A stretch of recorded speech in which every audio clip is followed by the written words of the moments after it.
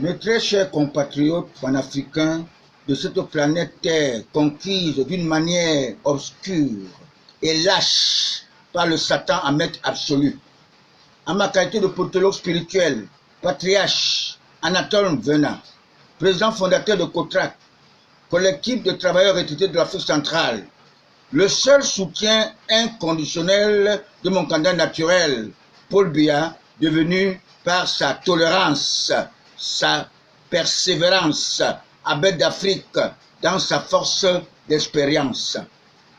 Il m'a été inspiré des bons anges de Dieu, d'Abraham, le grand serviteur de notre Dieu, le Père d'Ismaël et d'Isaac, pour vous dire que Dieu, notre Créateur, nous a tous créés à son image et que la mort provient de Caïn, qui avait ôté la vie de son frère Abel. Qui dit Abel dit Paul Biya.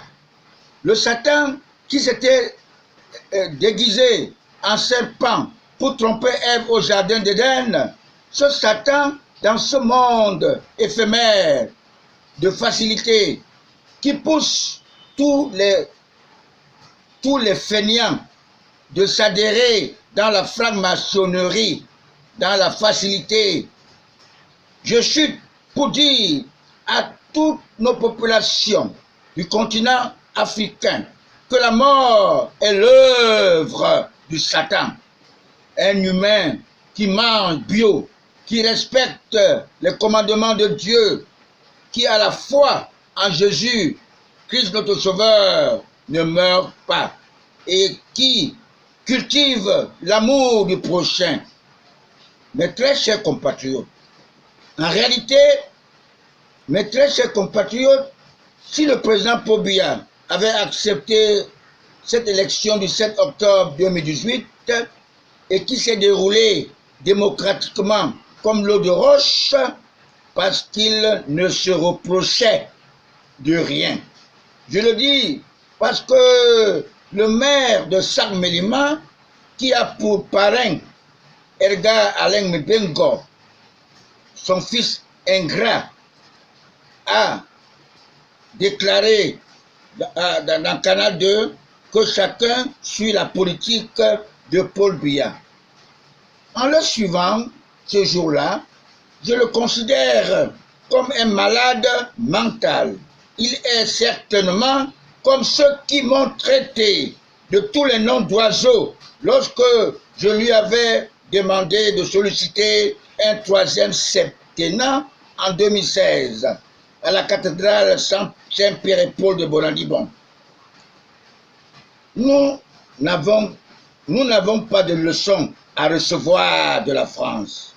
Après ce grand dialogue, notre garant de la paix, le président Paul Biya, qui exige, qui ne veut pas que nous commandons notre paix, a obéi la France en libérant les insurrecteurs, les criminels tapis dans l'ombre, qui mériteraient la peine de mort, comme le commanditaire du coup de 6 avril 1884, qui nous retarde de plus de 20 ans en arrière.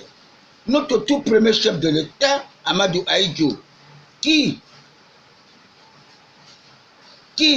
connaissait son forfait, il est allé volontairement en exil à Dakar pour être conduit à la mort par son Satan, pour avoir été trompé par la France, qui le trouvait déjà un peu indocile, parce qu'il suivait l'intelligence de Kadhafi. Pour prétendre dans notre pays, c'est-à-dire une vraie décentralisation dans notre pays, il faut mettre en place le 109, comme avait dit, n'est-ce pas, Ngango Georges, qui avait fait le séminaire avec le président Paul Biya. Changer tous ces fils du feu, le feu franc-maçon, lui Paul Ojola, majoritairement sortis dans la prestigieuse école, l'ENAM. Tous combattent les nationalistes, les patriotes, toutes les décisions qui sont prises par notre Abel d'Afrique, Paul Biya, ses sympathisants de Cayenne, Abel d'Afrique, Cayenne, le boycottent parce qu'ils sont tous des adeptes du roi Hérode, qui ne voulait pas de Jésus-Christ notre Sauveur. Tous deviennent que les majestés, les auxiliaires de l'administration. Ils émargent au trésor public l'argent de nos contribuables et ils combattent dans l'ingratitude notre Père de la Nation, Abel d'Afrique, Paul Biya. Ils ignorent que les patriarches, les matriarches ne sont que réservés exclusivement à notre Père créateur qui est Dieu. Tous ces patriarches ont le profil haut, car tous laissent les signes indélébiles dans leurs nations respectives. Exemple, Saint Joseph, Kaji de Fosso, Sainte Françoise, Foni, Sainte Rosette, la maman de notre toute première dame. Elle a transformé un village à l'ouest du Cameroun en ville parce qu'elle fumait le bangou. Voyez à quoi ressemble Bandenkop aujourd'hui. On dirait que Bandenkop dépasse mon éternel arrondissement, Banja, parce que les choses ont changé. En ma qualité de politologue spirituel, le seul de cette planète Terre, j'ai rêvé que les bêtis n'ont pas d'entente entre eux. Ils se bagarrent avec les boulous pour confier le pouvoir au Yaoussa. Cela fut le désir de la toute première dame de notre pays, la franc-maçonne Jeanne-Irène, la parraine de Tchanga Delphine auprès de l'homme lion, Amadou Aïdjou. Tchanga Delphine est née en 1936.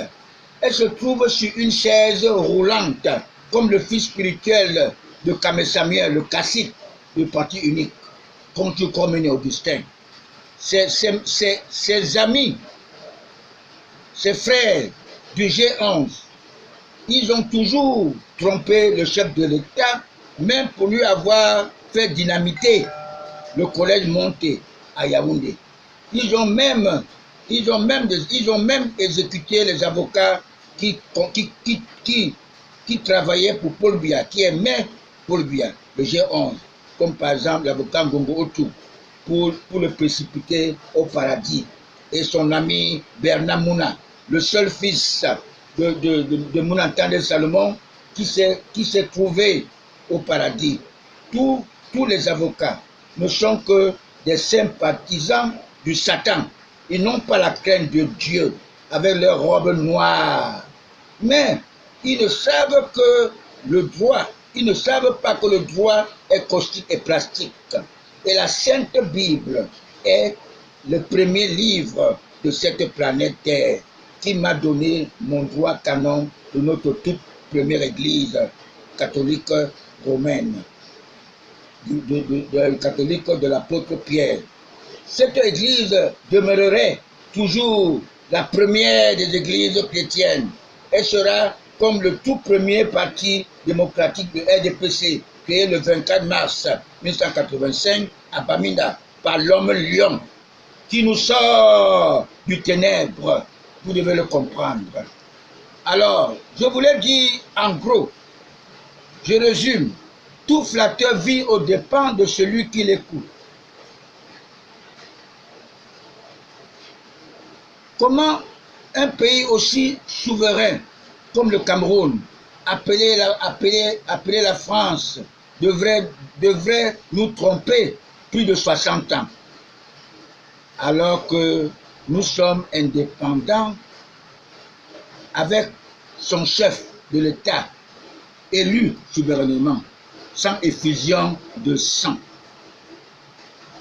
Mon cœur est plein de joie parce que le président Poutine s'intéresse déjà à l'évolution et à l'émergence de notre Afrique. Il est vraiment l'envoyé de Dieu. Je vous remercie de m'avoir suivi, mes très chers compatriotes.